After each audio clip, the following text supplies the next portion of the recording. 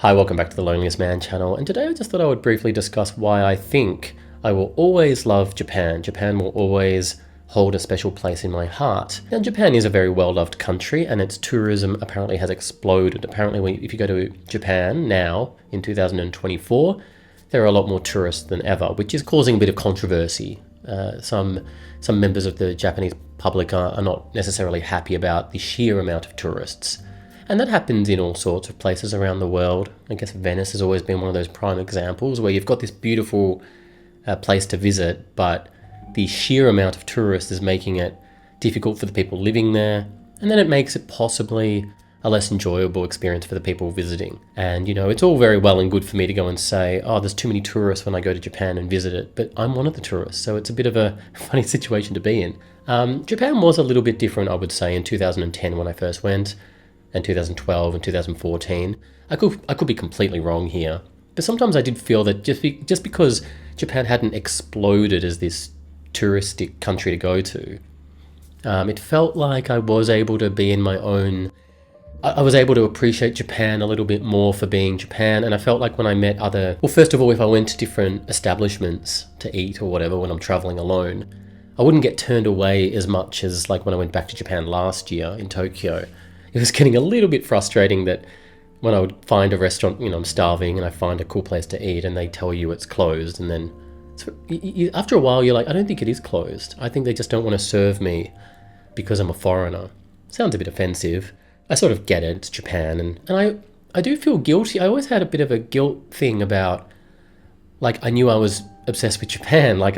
This is such a common story. I was dealing with feeling depressed here in Australia, or a Western country, by spending a lot of time at home. I wasn't watching anime or playing too many video games or anything like that, but I was watching Japanese commercials and watching Japan-based YouTube channels like Gimme a Break Man. A lot of those J-vlogger YouTube channels, and that inspired me to go and leave Australia, live in Japan, make this YouTube channel. And I did start schmoozing, and I did start interacting with the other big Japan J-vloggers. I went to one of the Hanamis in 2014 and I got drunk and I made my hair all wacky, and I made a bit of a name for myself, and I got a lot of subscribers from that. And then I just felt a bit dirty being too much part of that community, and I sort of found my own way in living in Tokyo, and I made my own Japanese friends and my own foreign friends. Now the thing is, back then I really did feel that when I came across other foreigners who were living in Tokyo, there was a high chance of, not always, but there was a high chance of me making friends with a lot of them, because if they're the type of person who's left their previous life behind to go and live in Japan by themselves and teach English. I don't know, it was a wonderful time meeting these types of people. They're interesting types of people, maybe a bit more similar to my mindset, I suppose.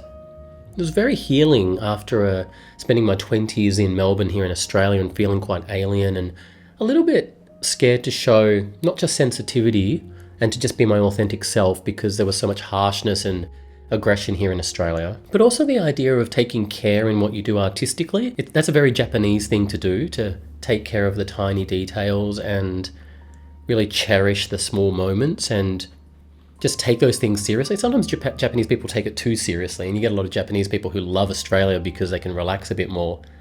And there's something to be said for that. But I guess it just sort of happens the other way around for me, where I like the relaxed, laid-back nature of Australia, but sometimes it was a bit frustrating. There's a bit of a hatred of perfectionism here in Australia and trying too hard.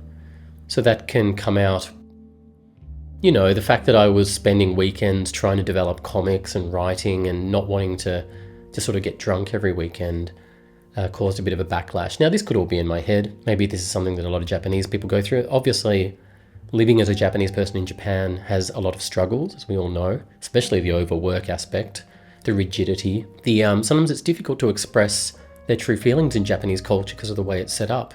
But for me as a foreigner, I just felt so liberated being there, maybe just because I was an alien there. But I've been to so many other countries and been an alien and been completely outside of the culture, but I don't have that same feeling of peace and love that I get when I'm in Japan. And it was interesting when I went back last year and there were more tourists, and I felt a bit ashamed after all this time going back to Japan, because I was always trying to say goodbye to my Japan obsession. But no, it all came flooding back, all of the love and the calm. It felt like a second home.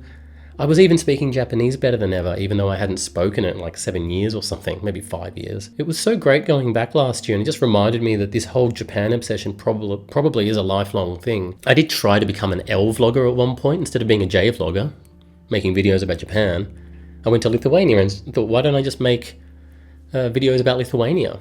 Try all the crazy Lithuanian food and hang out with the whatever the equivalent of a Harajuku girl in Lithuania is, Vilnius girls, hang around with the... Anyway, it didn't work out, although I do love Lithuania, and I'd love to go back.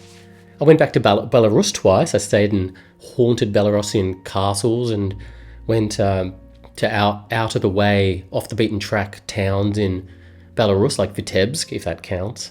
Maybe it doesn't. And I had a great time in Belarus, but when I'm walking around in Belarus, I start feeling as depressed as I might in Melbourne, But in Japan, and don't get me wrong, I used to walk around feeling depressed in Tokyo, but it all felt more right, and there was always something to pick me up. There's a